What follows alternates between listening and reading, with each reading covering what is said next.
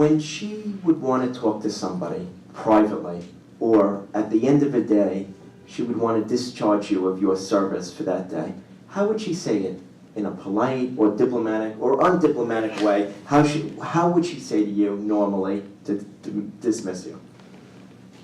Well, it is true. The life of a courtier, certainly at that time, and certainly with the princess, a lot of it was what you might call non-verbal communication. I quickly had to become an expert at reading her moods. And, you know, one of the things that's forgotten about royalty, what matters most of the time is not what they say, it's what they choose not to say. It's not the words of praise they give you, it's the words of praise they withhold. So it's a bit like a game of chess. And at the end of every day, I would sign off with the princess, whether we were just at home in London doing a regular day's work, or in the mountains of the Himalayas, visiting a leprosy hospital. There was a great importance attached to how you signed off, just as there was how you clocked on in the morning.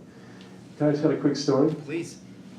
I remember one night we were in Africa, Zimbabwe, and it was a very high-profile trip, very, very high pressure, quite exhausting. Climate, strange food, very intense program, a lot of flying around to jungle strips, and Princess did a great job, but it was hard work, took a lot out of her. And by the end of the day, she was beginning to feel a little grumpy. And of course my job was to be the person she could be safely grumpy to. That night she was very grumpy, and we were staying at the High Commissioner's residence in Harare. And as I always did, I saw her, you know, upstairs to her quarters, and all the way up the stairs she was grumping away at me about things that were wrong, and why had that happened, and why didn't this, and I didn't say anything. But when we got to the steps, and she turned to me and she said, "So what do you say to that, Patrick?" And I remembered a great bit of advice my old dad gave me when I joined the Navy. He said, there are going to be times when if you give the wrong answer, you're going to get court-martialed.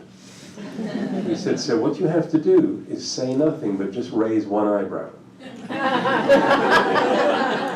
So I took all my courage in my hands, I raised an eyebrow at this angry princess, and I thought, that's it. Time for the Tower of London. And just for a minute, she looked grumpier than ever. And then being Diana, and this tells you a lot about her, she started to laugh. And she said, oh, I get it. What you're telling me, Patrick, is just shut up, Diana, and do your job.